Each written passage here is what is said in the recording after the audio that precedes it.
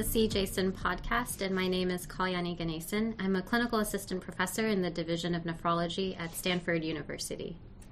And my name is Alan Powell. I am an associate professor in the Division of Nephrology at Stanford University in the VA Palo Alto. And my name is John Leppert. I'm a professor in the Department of Urology at Stanford and Chief of Urology at the VA Palo Alto. And we're excited to have the opportunity to share our work with you on this podcast, examining the incidence of kidney stone events and the risk factor for these events after kidney transplantation.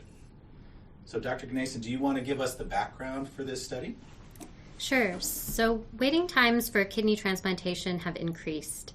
Patients who now receive a kidney transplant are older, have longer dialysis vintage, and more comorbid conditions such as tertiary hyperparathyroidism. And this may place them at a higher risk for a kidney stone around the time of transplantation. So we were interested in looking at what the current incidence of kidney stone events were after transplantation.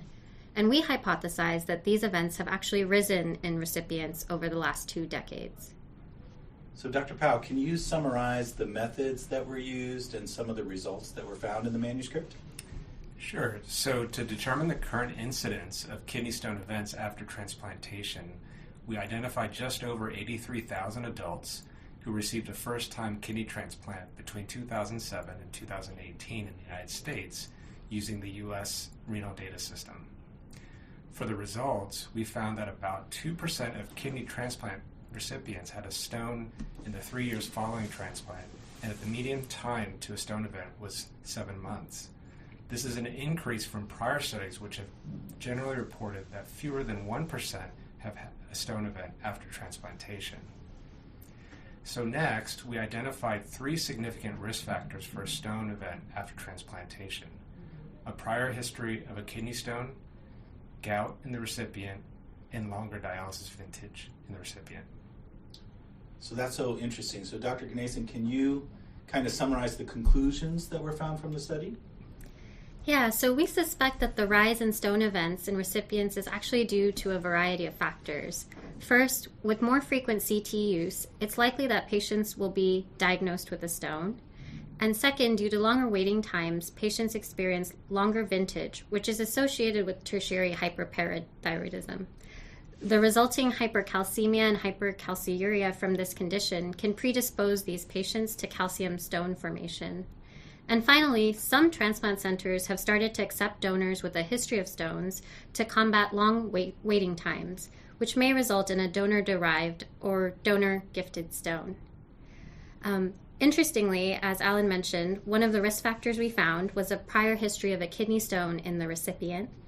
And this finding suggests that dietary behavior or a pre-existing condition in the recipient, such as enteric hyperoxaluria, may persist after transplantation, placing the recipient at an increased risk for another stone event. Okay, and so for our listeners out there, can you summarize our major take-home conclusion from the study? Yeah, I think the biggest takeaway is that first-time kidney transplant recipients, especially those with the prior history of kidney stones, may benefit from evaluation for risk factors of stones, particularly in the first year after kidney transplantation. This podcast is copyrighted by the American Society of Nephrology. All rights reserved. All content in this podcast is for informational purposes only and is not intended to be medical advice. This podcast should not be used in a medical emergency or for the diagnosis or treatment of any medical condition. Please consult your doctor or other qualified healthcare professional if you have any questions about any medical condition or before taking any drug, changing your diet, or commencing or discontinuing any course of treatment. Thank you for listening to this podcast from the American Society of Nephrology.